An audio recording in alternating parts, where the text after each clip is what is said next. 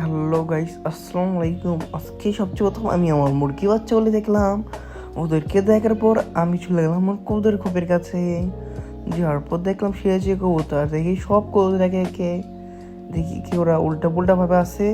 পরে আমি আমার কবুতরের খোপের সামনে গেলাম।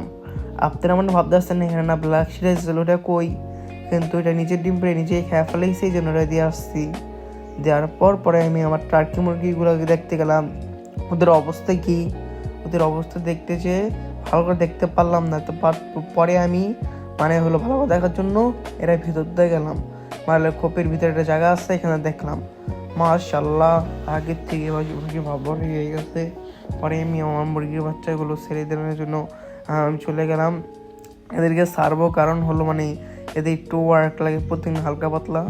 এদেরকে একটা ছাত্রার সময় একটা পড়ে গেল, অনেক ব্যথা পেয়েছে।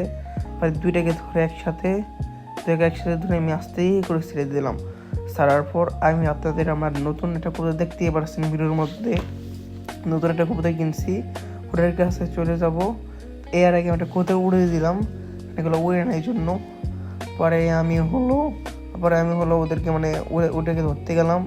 ধরার পর লাফালে পেয়েছিল, পরে ধরে নিচ্ছি। ধরার পরে দেখাইতেছিলাম মাশাআল্লাহ ভালোই সুন্দর হয়েছে।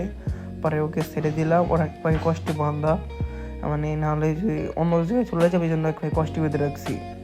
পরে আমি টাটা, আজকে এই পর্যন্ত। Like subscribe comment.